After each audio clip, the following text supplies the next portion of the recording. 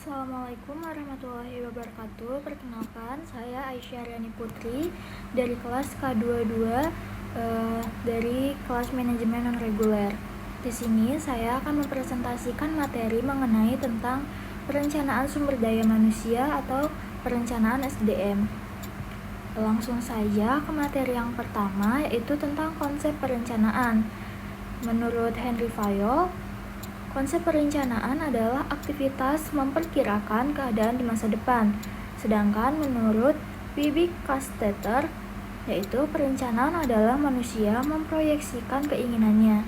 Atau pada kesimpulannya, perencanaan adalah merupakan serangkaian kegiatan yang di dalamnya memuat keputusan yang menjadi tolak ukur pencapaian keberhasilan suatu kegiatan. Lalu, perencanaan sumber daya manusia atau SDM pada pengertiannya menurut Andrew E. Sikula pada tahun 1981, dia mengemukakan bahwa perencanaan sumber daya manusia atau perencanaan tenaga kerja didefinisikan sebagai proses menentukan kebutuhan tenaga kerja dan berarti mempertemukan kebutuhan tersebut agar pelaksanaannya berinteraksi dengan rencana organisasi. Lalu, perencanaan SDM juga dapat diartikan sebagai proses menetapkan strategi untuk memperoleh, memanfaatkan, mengembangkan, dan juga mempertahankan SDM sesuai dengan kebutuhan organisasi sekarang dan perkembangannya di masa yang akan datang. Lalu, yang selanjutnya yaitu perencanaan SDM adalah proses sistematik untuk meramalkan kebutuhan pegawai, demand, dan ketersediaan atau supply pada masa yang akan datang, baik jumlah maupun jenisnya, sehingga Departemen SDM dapat merencanakan rekrutmen, seleksi, pelatihan, dan aktivitas yang lain dengan baik. Dan yang berikutnya yaitu tentang faktor-faktor yang mempengaruhi SDM. Yang pertama yaitu ada lingkungan eksternal.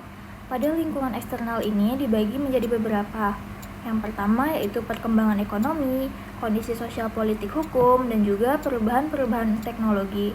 Yang kedua yaitu lingkungan internal, yaitu diantaranya rencana strategis organisasi, besarnya anggaran, forecast penjualan dan produksi meskipun tidak setepat anggaran juga. Menyebabkan perubahan juga kebutuhan personalia jangka pendek. Dan juga perluasan usaha berarti kebutuhan sumber daya manusia yang baru. Dan untuk materi yang selanjutnya ada faktor-faktor yang mempengaruhi. Yang pertama yaitu persediaan karyawan. Permintaan sumber daya manusia dimodifikasi oleh kegiatan-kegiatan karyawan. Misalnya pensiun, permohonan berhenti, terminasi, dan juga kematian. Semuanya menaikkan kebutuhan personalia. Data masa lalu tentang faktor-faktor tersebut dan tren perkembangannya bisa berfungsi sebagai pedoman perencanaan yang akurat. Lalu manfaat perencanaan sumber daya manusia. Yang pertama manfaatnya yaitu organisasi dapat memanfaatkan sumber daya manusia yang ada dalam perusahaan secara lebih baik karena perencanaan SDM diawali dengan inventarisasi baik dalam segi kuantitas maupun kualitas dan juga melalui perencanaan sumber daya manusia yang matang. Nah, efektivitas kerja juga dapat lebih ditingkatkan apabila sumber daya manusia yang ada telah sesuai dengan kebutuhan organisasi. Yang selanjutnya, meningkatkan efektivitas dan efisiensi pendayagunaan SDM. Juga meningkatkan kecermatan dan penghematan pembiayaan atau cost dan tenaga dalam melaksanakan rekrutmen dan juga seleksi. Yang berikutnya yaitu mendorong perilaku proaktif dan tidak reaktif. Dan juga memastikan terpenuhinya kebutuhan SDM yang kompeten, mendorong terbangunnya sistem informasi SDM yang akurat. Dan yang berikutnya, model proses perencanaan sumber daya manusia. Di sini ada forecasting, lalu di bawahnya yaitu ada goal setting, lalu ada strategic planning, program implementation, dan juga program evaluation. Lalu materi yang selanjutnya ada fungsi-fungsi perencanaan sumber daya manusia. Yang pertama yaitu fungsinya sebagai perencanaan organisasi, pekerjaan, dan manusia atau strategi MSDM dan juga perencanaan SDM.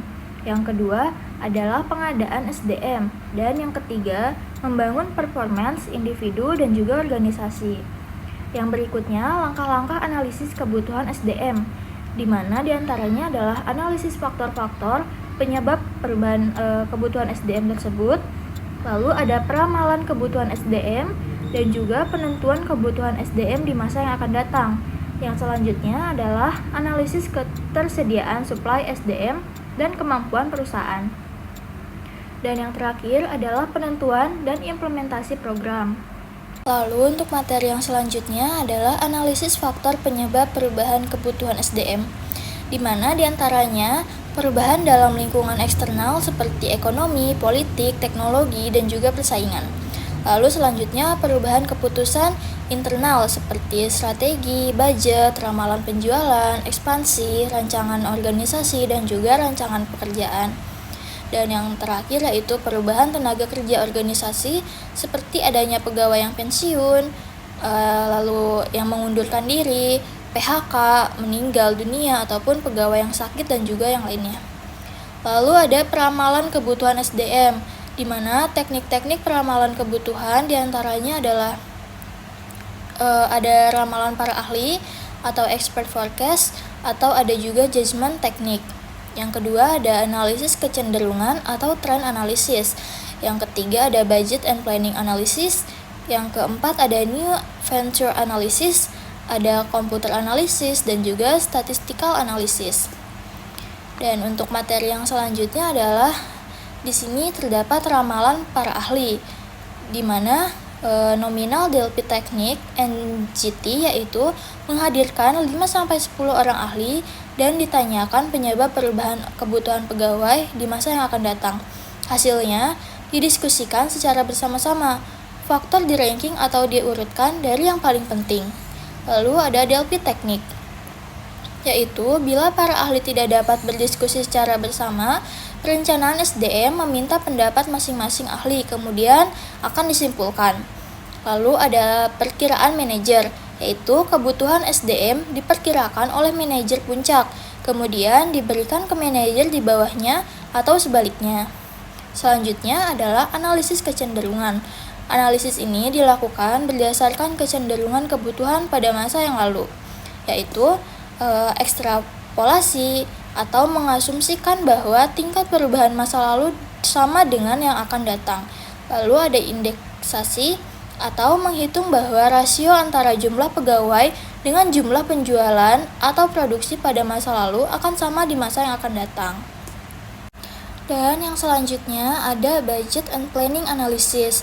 Budget and planning analysis merupakan jumlah budget yang telah disetujui yang di dalamnya berisi jumlah kebutuhan pegawai pada setiap departemen yang di dalamnya ada suatu perusahaan. Dan yang selanjutnya ada new venture analysis atau menghitung jumlah tenaga kerja yang dibutuhkan dengan membandingkannya dengan pembukaan usaha baru yang pernah dilakukan oleh perusahaan lain. Yang berikutnya ada komputer analisis, yaitu suatu program perhitungan yang dilakukan oleh komputer melalui rumus matematika, rasio-rasio atau indeksasi dan ekstrapolasi secara bersama-sama. Dan juga ada penentuan kebutuhan SDM di masa yang akan datang. Penentuan kebutuhan SDM pada masa depan meliputi jumlah dan kemampuan yang dimiliki, baik untuk jangka pendek maupun jangka panjang. Di bawah ini adalah contohnya. Dan untuk yang selanjutnya, ada analisis ketersediaan SDM dan kemampuan perusahaan. Memperkirakan ketersediaan sumber internal, yaitu proses pemeriksaan tenaga kerja yang ada, juga jumlah dan jenisnya. Dan teknik analisis yang digunakan yaitu replacement card, atau gambaran singkat mengenai siapa yang menggantikan apabila suatu jabatan kosong.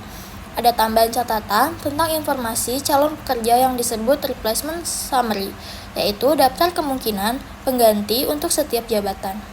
Dan juga ada penentuan dan implementasi program.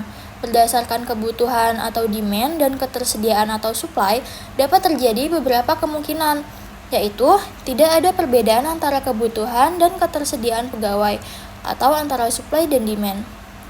Dan juga terjadi oversupply tenaga kerja atau supply lebih banyak daripada demand. Dan juga terjadi undersupply tenaga kerja, yaitu supply kurang daripada demand. Cukup sekian materi presentasi yang dapat saya sampaikan. Untuk kurang dan lebihnya mohon maaf. Wabillahi taufiq wal hidayah. Wassalamualaikum warahmatullahi wabarakatuh. Terima kasih.